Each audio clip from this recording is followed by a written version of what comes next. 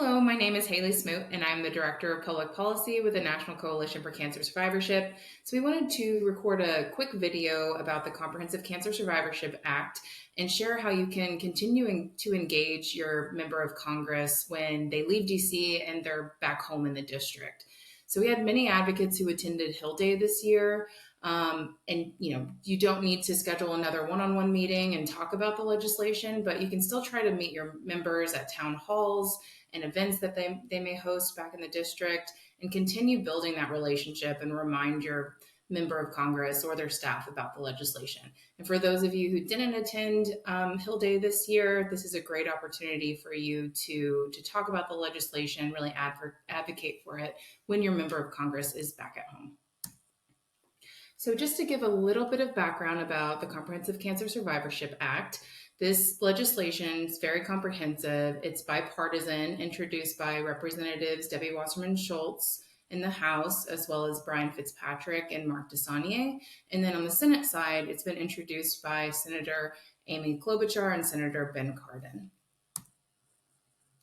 So let's talk a little bit about what the Comprehensive Cancer Survivorship Act does. It's a very comprehensive legislation, very large bill, but it addresses the entire continuum of care from diagnosis to active treatment and to post-treatment to improve survivorship, treatment, and transition for all cancer survivors.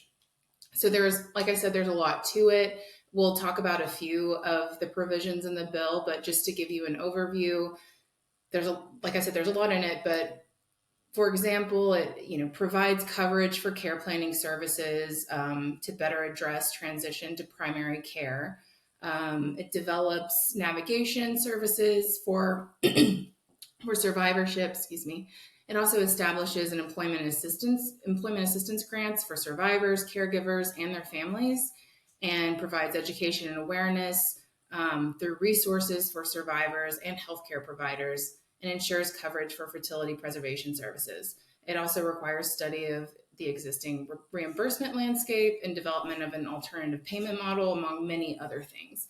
But like I said, we're going to talk about three particular provisions which are really important. So first is the cancer care planning communication provision. So this would create a Medicare service and payment for cancer care planning and coordination services to help improve survivors' coordination of care and their transition to primary care. Without a written plan, survivors are often left to navigate their diagnosis without clear direction. But this provision, this part of the bill, will really help promote shared decision-making between patients and their cancer care teams. It'll also empower patients with the information necessary to help them manage and better coordinate their care and allow providers as well to deliver the proper care at the right time, better coordinate their patients' care, and use resources more effectively. The next provision we'll talk about is the employment assistance program that's in the bill. So this provision would establish a grant program to provide education and targeted assistance to survivors, their families, and their caregivers who experience barriers to employment during a cancer diagnosis. So many survivors experience financial toxicity because of lost wages, out-of-pocket costs that are associated with parking and travel for doctor appointments that they have to attend. But this bill would provide targeted assistance like career and training services that are so important for survivors, as well as transportation, financial, and psychosocial support, which will really help survivors and their families who are facing employment challenges remain employed and financially stable. And the third provision we'll talk about is the adult cancer survivorship study. So this provision requires an analysis assessing the benefits of creating an adult version of the childhood survivor study, which would collect information about late and long-term effects of cancer. The study would provide really important data and insights to help survivors and their healthcare providers make more informed decisions about their care. It would also improve treatments and interventions to increase their survival, minimize harmful health effects that so many survivors experience, and improve quality of life, ensuring that future cancer survivors have access to the best possible care. So that we have a number of endorsing organizations and cancer centers who endorse this legislation. Here's a list of them so far. We still have more endorsing organizations coming on board who've supported this legislation with us. So really, now let's talk about how you can help when you're at home, you're back in the district where your member is, how you can get involved and really advocate for this legislation. So first, you can call your representative using the U.S. Capitol switchboard. Here's the number right here. You can share information about the legislation on social media. Be sure to tag your member of Congress. You can ask your friends and family, fellow advocates, people in your network to call their representatives and tell them to co-sponsor this legislation, and then meet with your member of Congress during the August recess. And so let's talk a little bit about the August recess and why it's so important and a great time for you to reach out to your members. So members of Congress are back in their districts during this month for the whole month. And so it's a great time for you to meet with your representatives because they're not as busy, they're not in DC, and they want to make sure that their constituents are happy.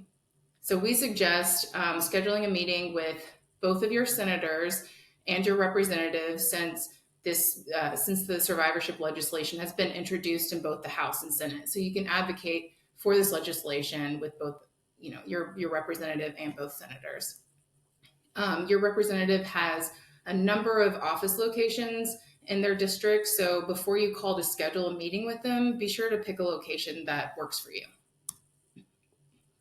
So we'll kind of walk you step by step on show you how easy it is to schedule a meeting with your member. We have Congresswoman Debbie Wasserman Schultz, who's the lead of the bill here, her website, and we'll walk you through how to look up their offices and schedule a call. So here's her website. You can see most members are going to have contact usually at the top of their website. There's a drop down. You should be able to see my office location. So you click on that, and then it'll take you to a page that lists their office locations. Sometimes usually they have multiple. Debbie Wasserman Schultz has 2, so you can choose which location works best for you. And then you reach out. You see they've got phone numbers. You can give them a call or sometimes go to their website and see if you can schedule a meeting with them. So now once you get the meeting scheduled, we'll give you a few tips on what to do in the meeting, what to expect. So be sure when you go to your meeting to bring a copy of the fact sheet that we have as one of our resources on the CCSA page. And we'll give you that link in a few slides. So you can download the CCSA fact sheet. It's really helpful. It's just one page front and back. And you can bring that and share. It has more information about the legislation and would be good to drop off and share with the staff or your member of Congress who you're meeting with. In the meeting, just first do brief introductions, share your name, your city, your connection to cancer, and let them know that you are an NCCS advocate. Be sure to let them know the purpose of the meeting, which is you're there to talk about the Comprehensive Cancer Survivorship Act. And then briefly share your story.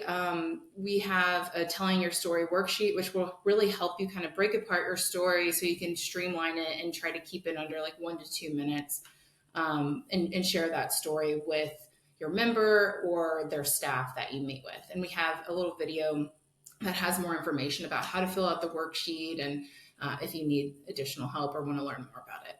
And then finally, make sure that you end with the ask. So ask them, will you co-sponsor the Comprehensive Cancer Survivorship Act?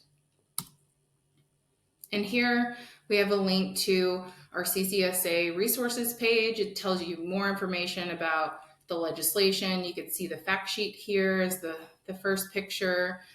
There you can link to the text if you want to read the bill language. You don't have to, but if you're really interested in that, you can.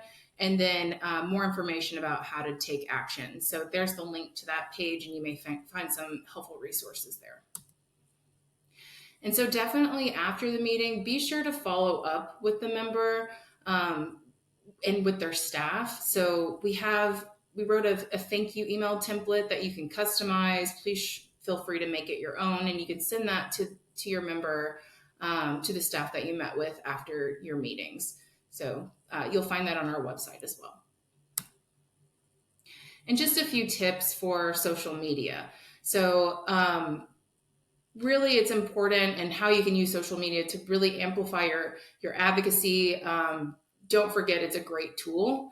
So when you're in your meetings, ask them if you can take a photo, and be sure to use it in your social media post, and tag your member. Definitely post about any key moments from your meeting or from the event that you attended. Be sure to post across multiple platforms, including Twitter, which is now X, Facebook, and Instagram. And then tag NCCS advocates that you may know, that you work with, that you have relationships with, to kind of share to kind of spread the information, spread the cause. And then your member of Congress, of course, too, so that they see it. And I know they'll appreciate you thanking them via social media for the meeting. And then, of course, use hashtags to help with your messaging and searchability so more people see it. And then like, comment, and share NCCS and other advocates' posts, so you can kind of amplify the advocacy that you're doing too. And so that's pretty much it that we have for you today. If you have any questions, please, don't hesitate to reach out to me, hsmoot@canceradvocacy.org. I'm happy to answer any questions you have. Be sure to check out the resources page. We have a lot on there that I think would be really helpful for you as you schedule meetings with your members. And of course, thank you all so much for your advocacy. We can't do this without you. Again, reach out if you have any questions. Thank you.